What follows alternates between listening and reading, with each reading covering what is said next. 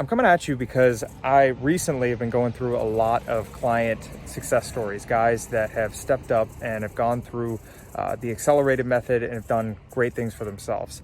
And one gentleman in particular, I remember he came back to me over a little bit before summer time. And I remember in his first, before he had come in, he had hit a position to where majority of my clients are sick and tired of being sick and tired. They found themselves, their energy being drained, whether it's feeling like a zombie the moment they wake up in the morning, or hitting the afternoon lull, or just being drained of energy before they even walk in the door at night. And at the same time, maybe not being so proud of the guy they see staring back in the mirror, right? Whether they're carrying extra weight, or they're not liking the way their clothes fit. And this was a position that this gentleman was in. He had hit a position where said, enough was enough, I got to change this.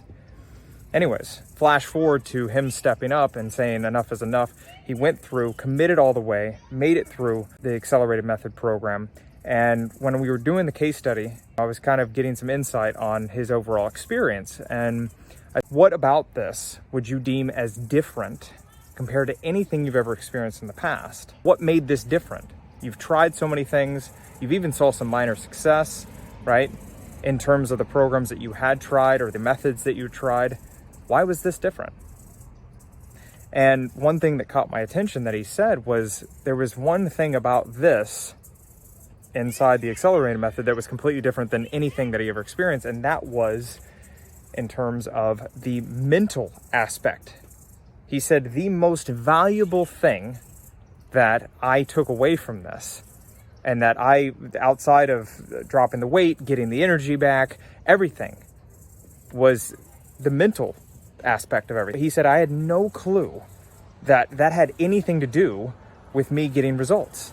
And now I can only attribute that everything that I've done and being able to follow through. He had tried so many times before and had so many false starts, where you start something with the best intentions and then all of a sudden your world gets rocked, and then, maybe things aren't progressing, and then all of a sudden you say, oh, well, I might as well start tomorrow, or I might as well start Monday, or I might as well start next week, next month. You get the drill. That was the pattern he was on.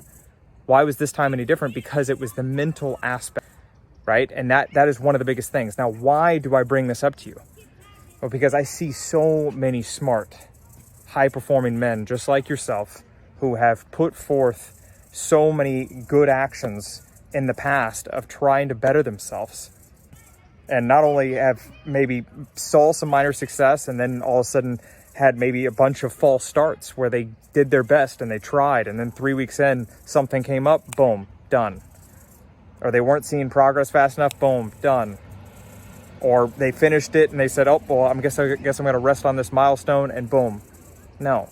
In my world, we always focus on not only getting started, but keeping going. But I'm bringing this up to you because with all these smart men trying these things and them failing, time and time again, or just not being able to stick with it, I found from my experience is that usually it's not necessarily that the tools out there are bad. There's a lot of great systems and methods out there, like a lot. There's a lot of great coaches. There's a lot of great programs. But one thing that I found is that typically the reason that people experience failure or can't find themselves sustaining the results or getting through whatever it is they signed up for is typically the one missing puzzle piece, which is the mental piece. I'm very aware that no one wakes up one day and says, you know what? I think I want to change my mindset, right? No one wakes up and does that. And even over my years of experience, like when I experienced my own moment of feeling sick and tired of being sick and tired, I never thought to myself that anything in the mental game would even play a part. And then once I realized that, the game changed. And what I realized, and what I want to share with you right now, is that typically those that have found themselves falling short and not reaching that long-term sustainable success and the results they want, whether it's in their energy, their health, anything in between, is typically they're looking at it maybe from a different angle. And I'm going to invite you to look at it from a new angle.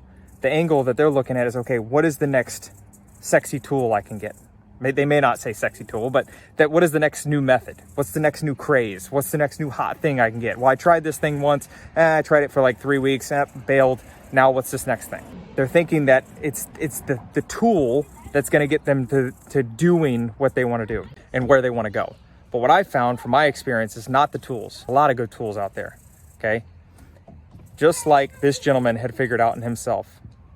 It wasn't necessarily down to the tools, even though they're very effective. It came down to who the gentleman that he saw himself mentally as, in order for him to show up and execute those tools, put those tools into action consistently, persistently, and frequently, which then in turn allowed him to create a new result for himself.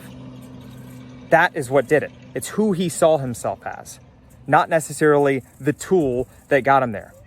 The tools got him there, but it was his mental capacity of who he saw himself that was able to say, okay, I'm going to apply this and be able to put this forward, and that's what he did. Most will think that it comes down to, hey, let me just wait till I get a feeling spot. Let me feel motivated first. I'll tell you right now, motivation is fleeting. I tell every single one of my guys, motivation is going to come and go like you wouldn't believe it. You can go to a seminar and be motivated. You can watch Rocky IV and be motivated, right? But it's going to be gone like that in a second. Instead of going based off of your feelings, my invitation is for you to start with your identity. Start with who you see yourself. You want to be a guy that has his health in order. You want to be a guy that has energy all day long. Be in shape, regardless of the age you are. You want to be that. Start seeing yourself as that person. Then from that point comes the action. Then following that is the feelings. I'm gonna let you in on a little secret. I don't always feel like getting up early at a decent time to put myself and my health first. I don't always feel like, getting steps in and getting extra things in when I know it's going to be good for my body. I don't always feel like staying on point with my nutrition. I don't always feel like getting to bed at a certain time. I'm just giving you a few examples of things to make sure to keep the energy in check, keep performance high. I don't always feel like doing those things. But I also know that in myself, I always look at who am I being today? Who do I want to be? Is the person I want to be, is that person going to give in to his feelings at that time? Or is he going to take the actions despite his feelings so that he can show up as that person every single day? Because here's the thing. I'm going to have you consider right now that you cannot outperform your own self-image.